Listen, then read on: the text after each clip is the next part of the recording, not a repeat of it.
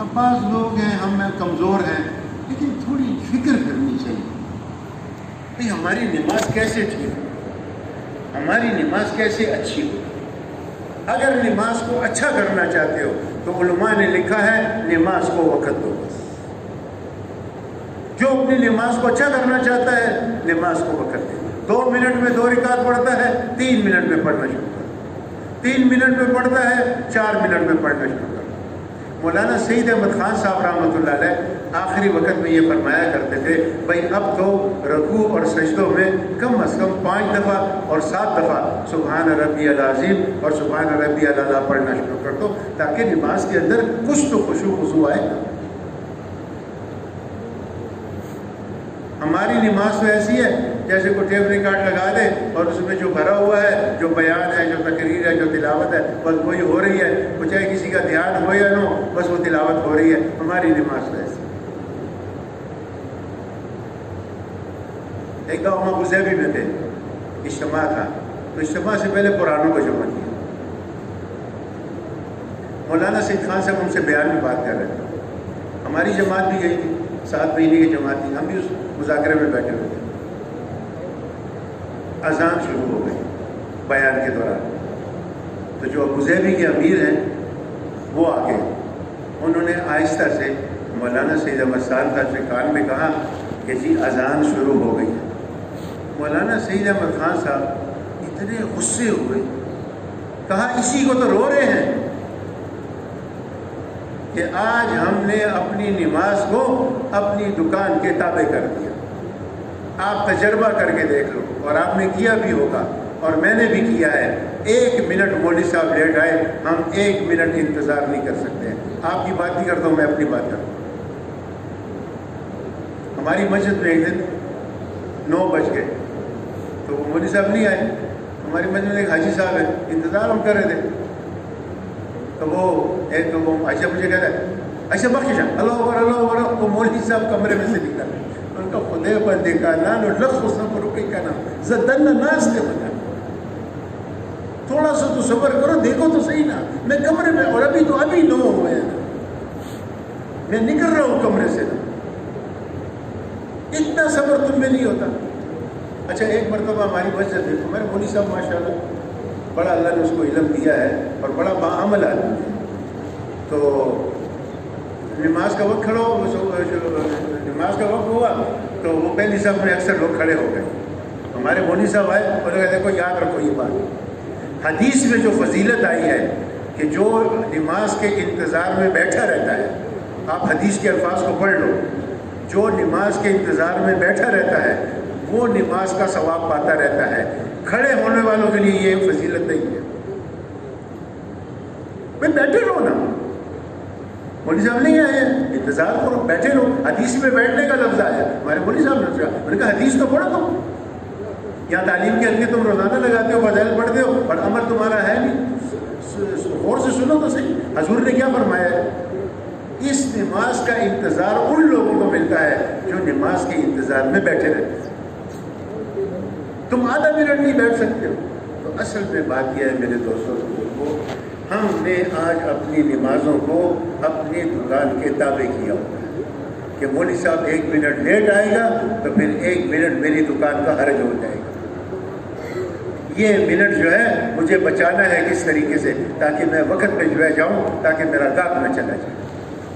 اب میرے دوستوں بزرگوں، نماز جو ہے یہ اللہ سے لینے کا ذریعہ ہے، ساری ضرورتیں اور حاجتیں جو پوری کرنے کا راستہ ہے وہ نماز کا راستہ ہے، نماز کے راستے سے حاجتیں پوری ہوگی۔ ہم سورۃ یاسین پڑھیں گے اللہ ہمارا کام بنائے گا، ہم استغفار کریں گے اللہ ہمارا کام۔ دیکھو میں نے وہ بات شروع کی بھی نا کہ اللہ سے مایوس نہیں ہونا، اس کو میں آپ کو پورا کر دوں۔ ہم حاجی صاحب کے پاس گئے، عبداللہ صاحب، سلام کیا تو بیٹھ گئے۔ حاجی صاحب نے ایک دم کہا کہ میں یہ سوچ رہا تھا، دیکھو غور سے سنو، اور یہ عمل کرنے کی باتیں ہیں، خدا کی قسم اگر ہم نے اس پہ عمل شروع کر دیا نا، ہم باتیں کرتے ہیں عمل کے میدان میں ہم ابھی 100% نہیں ہیں، اگر ہم عمل شروع کر دیں پھر دیکھو اس اعمال کی برکات اللہ پاک ظاہر کرنا شروع کر دیں۔ ایسا میں فرمایا، میں کبھی کبھی یہ سوچتا ہوں کہ یہ استغفار اللہ نے ہمیں بڑی عجیب چیز عطا فرمائی ہے. حدیث میں آتا ہے، دیکھو غور سے سنو، بڑی ہی قیمتی بات ہے. حدیث ہے، حدیث جس کا مفہوم یہ ہے، ایسا ہوا کہ حدیث میں آتا ہے کہ ہوگا غم جب تم استغفار کرو گے، اس غم میں سے اللہ پاک خوشی کو نکالے گے. یہ توبہ، یہ عاجزی، یہ ندامت، یہ اللہ کے سامنے آ جانا، یا اللہ بس میں آج، یا اللہ تم معاف، بس یا اللہ نہیں کروں گا، یا اللہ میں تجھ سے وعدہ کرتا ہوں، یا اللہ بس میں کمزور ہوں، یا اللہ خیر ہے. عائشہ نے کیا فرمایا؟ عائشہ نے فرمایا جب آدمی اپنے گناہوں کو یاد کر کے اللہ سے معافی مانگتا ہے، اللہ اتنے خوش ہوتے ہیں.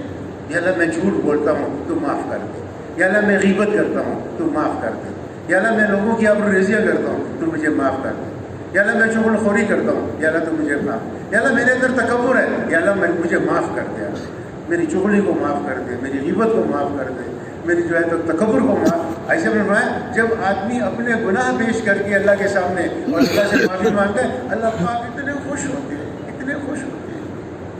تو میرے دوستوں اور بزرگوں، انبیاء علیہ السلام کو اللہ پاک نے محنت عطا فرمائی اور حضور پہ اللہ پاک نے اس محنت کو ختم کر دیا، اور حضور صلی اللہ علیہ وسلم کے بعد پوری امت کو اس کا ذمہ دار بنا دیا.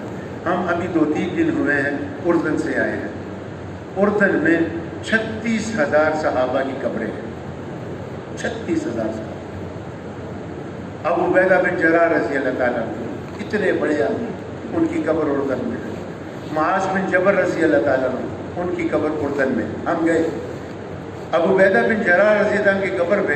جب ہم گئے، ایک عرب رو رہا تھا، اس کی داڑھی نہیں تھی، آنکھیں سرخ اور آنکھوں سے آنسو، اور اس کی بیوی بھی ساتھ پردے میں تھی، اور یہ اپنے آپ کو اس قبر پہ گرا رہا تھا، اور اس کی بیوی اس کو کھینچ رہی تھی، اور وہ کہہ رہا تھا اے امت کے امین اٹھو، ہمیں تمہاری بڑی ضرورت ہے، نحن نائمین، ہم سوئے ہوئے ہیں، اے ابو عبیدہ بن جراح اٹھو، ہمیں تمہاری ضرورت ہے. اور رو رہا تھا.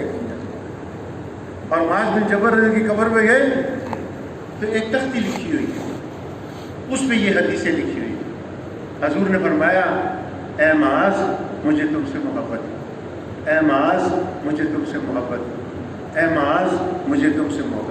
خدا کی قسم یہ کتنے خوش قسمت لوگ تھے کہ اللہ کا رسول ان کے سامنے ان کو 3 دفعہ کہہ رہا ہے اے معاذ مجھے تجھ سے محبت ہے، اے معاذ مجھے تجھ سے محبت ہے. ان کے عمل ایسے تھے، انہوں نے اس دین کو اور دین کے کام کو اپنی زندگی کا مقصد بنا لیا.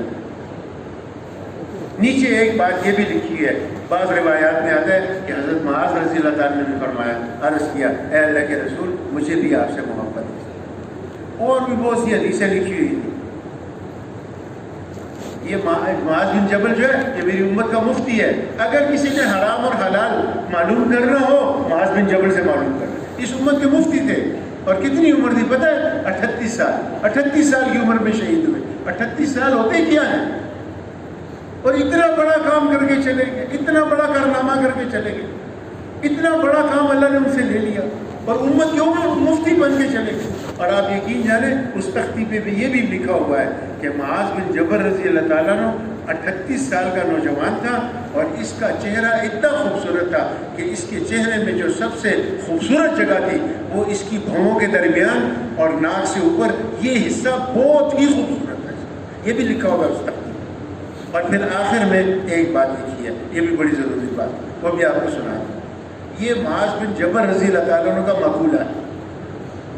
حضرت معاذ بن جبل رضی اللہ تعالیٰ عنہ فرماتے ہیں، اوپر تو حدیثیں لکھی ہوئی ہیں، نیچے جو ہے معاذ بن جبل نے اپنی بات لکھی ہوئی ہے. معاذ بن جبل رضی اللہ فرماتے ہیں جتنا دل چاہے علم سیکھ لو، یہ علم اس وقت تک تمہیں فائدہ نہیں دے گا جب تک اس علم پر عمل نہیں کرو. سب سے آخر میں پھر یہ بات، جعفر طیار رضی اللہ کی قبر پہ گئے، زید بن حارثہ رضی اللہ کی قبر پہ گئے، عبداللہ بن رواحہ رضی اللہ تعالیٰ کی قبر پہ گئے. اتنا روئے ہمارے ساتھی وہاں جا کے کہ میں آپ سے کیا کروں. یہ وہی عبداللہ بن رواحہ رضی اللہ تعالیٰ عنہ ہے کہ جب حضور نے فرمایا کہ زید کا شہید ہو جائے تو جعفر امیر بنا دو، یا جعفر امیر ہو جائے تو زید امیر بنا دو، زید جو ہے قتل ہو جائے شہید ہو جائے تو پھر عبداللہ بن رواحہ. ایک یہودی وہاں پر کھڑا تھا، اس نے یہ بات کی. اس نے کہا پہلے انبیاء علیہ السلام جب ایسی باتیں کرتے تھے اس کا مطلب ہے یہ تینوں ضرور شہید ہوں گے. عبداللہ بن رواحہ رضی اللہ عنہ، میں تو یہ سوچتا ہوں کتنے قریبی لوگ حضور سے آ رہے، اتنا بڑا مارکا بھی نہیں تھا، سارا 3000 کا لشکر بھجوایا تھا. کفار کے لشکر بہت بڑے تھے، 1 لاکھ کا لشکر تھا، پھر 2 لاکھ کا لشکر تھا، پھر 3 لاکھ کا، لیکن مسلمانوں کا لشکر 3000 نہیں. اتنا چھوٹا مارکا، اتنا معمولی جنگ اور اتنے اہم لوگوں کو بھجوانا. دین کی اہمیت بتائی ہے اور دین کی محنت کی اہمیت بتائی ہے. یہ اتنی ضروری چیز ہے کہ اس کے لیے اپنے گھر کے لوگوں کو بھی شہید کرایا جاتا ہے. جعفر رضی اللہ تعالیٰ عنہ آپ صلی اللہ علیہ وسلم کے چچا زاد، زید رضی اللہ تعالیٰ عنہ آپ کے لیے بالغ، اور عبداللہ بن رواحہ رضی اللہ عنہ یہ بہت بڑے سردار تھے اور حضور صلی اللہ علیہ وسلم کے بہت دوست تھے. جو اشعار حکایات صحابہ میں لکھے ہیں عبداللہ بن رواحہ رضی اللہ تعالیٰ عنہ کے، وہی اشعار جو ہے ان کی قبر پہ جو تختی لکھی ہے اس تختی کے اوپر بھی یہ لکھی ہوئی ہے، اے دل تجھے اترنا پڑے گا اس محاذ کے اندر، تیرا دل چاہے یا نہ چاہے. بیویاں یاد آتی ہیں سب طلاق، وادیاں یاد آتی ہیں سب جو ہے آزاد، مال یاد آتا ہے سب صدقہ، کیونکہ وادیاں بھی بہت زیادہ تھی، ان کی بڑے مال والے تھے، سردار تھے، بیویاں بھی تھیں، بچے بھی تھے، اولاد بھی تھی، اور باندیاں بھی بہت تھی اور مال بھی بہت تھا. کہاں سب صدقہ. یہ 3 ذمہ دار آدمی. عبداللہ بن رواحہ نے سوچا چلو میں مل لوں گا جا کے. سارا لشکر صبح چلا گیا اور یہ جو ہے تو ٹھہر گئے. جمعے کا دن ہے، حضور صلی اللہ علیہ وسلم کے پیچھے جمعے کی نماز پڑھ لوں مسجد نبی میں، پھر شہید ہونا ہے، پھر اللہ کے رسول کے پیچھے کہاں نماز ملے گی. یہ صحابی دکان کی وجہ سے تبلیغ نہیں کی، چھٹی نہیں کی ہے، بیوی بچوں کی وجہ سے لیٹ نہیں ہوئے، کسی وپاری کے ساتھ سودا نہیں کیا ہوا تھا کہ اس کی وجہ سے لیٹ ہو گئے. یہ کس وجہ سے لیٹ ہوئے؟ حضور صلی اللہ علیہ وسلم کے پیچھے جمعے کی نماز مسجد نبوی میں اور آخری نماز، اس وجہ سے یہ لیٹ ہوئے. اگر ہم ایمان یقین کی دعوت روزانہ شروع کر دیں، ان ساری باتوں کا استحضار ہمیں ہر وقت. انبیاء علیہ السلام کو استحضار تھا ان باتوں کا، صحابہ کرام کو استحضار تھا. اتنی کیا چلتی پڑی تھی حضرت حنظلہ رضی اللہ تعالیٰ عنہ کو کہ پہلی رات کی دلہن کو چھوڑ کے اور جا کے شہید ہو گئے اور فرشتوں نے غسل دیا. اتنی جلدی کی کیا ضرورت تھی؟ اہم کام ہے، دین کا کام سب سے اہم کام ہے. اگر تبلیغ کو سمجھنا ہے تو حضور صلی اللہ علیہ وسلم کی زندگی کو دیکھنا پڑے گا. اگر تبلیغ کو سمجھنا ہے تو خلفائے راشدین کی زندگی کو دیکھنا پڑے گا. اگر تبلیغ کو سمجھنا ہے تو صحابہ کرام کی زندگی کو دیکھنا پڑے گا. پھر تبلیغ سمجھ میں آئے گی. ورنہ جو ہے آئی سی اپنی دکان کو اور بھی بچوں کو دیکھ کر تبلیغ سمجھنا چاہو گے، کبھی تبلیغ سمجھ میں نہیں آئے گی، بلکہ سیدھے کی بجائے الٹا کرے گی. اللہ نہ کرے ایسا. جب ہم وہاں پر گئے، آپ یقین جانیں جعفر رضی اللہ تعالیٰ عنہ اور زید بن حارثہ رضی اللہ تعالیٰ عنہ، ان دونوں کی قبریں ایسے قریب ہیں، ایسے، اور بڑی خوبصورت بنائی ہیں. اور عبداللہ بن رواحہ کی قبر کا ہم نے پوچھا، انہوں نے کہا گاڑی میں بیٹھو، وہ تقریباً 1 کلومیٹر دور ہے. تو دنیا میں بھی 1 کلومیٹر دور، واللہ پتہ نہیں، حالانکہ حضور کے صحابی ہیں، جنت کی بشارت حضور نے دی، اللہ کے راستے میں شہید ہوئے، لیکن یقین جانے یہ 2 صحابہ اکٹھے ہیں اور عبداللہ بن رواحہ کی قبر ان سے 1 کلومیٹر دور. یہ پیچھے رہ گئے تھے قافلے سے، پتہ نہیں کیا بات ہوئی، اللہ کو ہی علم ہے اس بات کا. باقی ان کی جو شرافت ہے، ان کی بزرگی ہے، جو ان کا مقام ہے اللہ کے نزدیک، اس پہ تو ایک ذرہ برابر بھی شک نہیں ہے. لیکن عبداللہ بن رواحہ رضی اللہ تعالیٰ کی قبر ان 2 صحابہ سے الگ ہے. تو میرے دوستو، اللہ نے ہمیں کام دیا ہے، اللہ سے مانگنا چاہیے. جب ہم مانگیں گے، مولانا اسلم صاحب رحمۃ اللہ فرماتے تھے یہ قیمتی چیز ہے، یہ اللہ پاک کسی پہ پھینکتے نہیں ہیں، اس کے لیے مانگنا پڑتا ہے، رونا پڑتا ہے، در در کے دھکے کھانے پڑتے ہیں، قربانیاں کرنی پڑتی ہیں.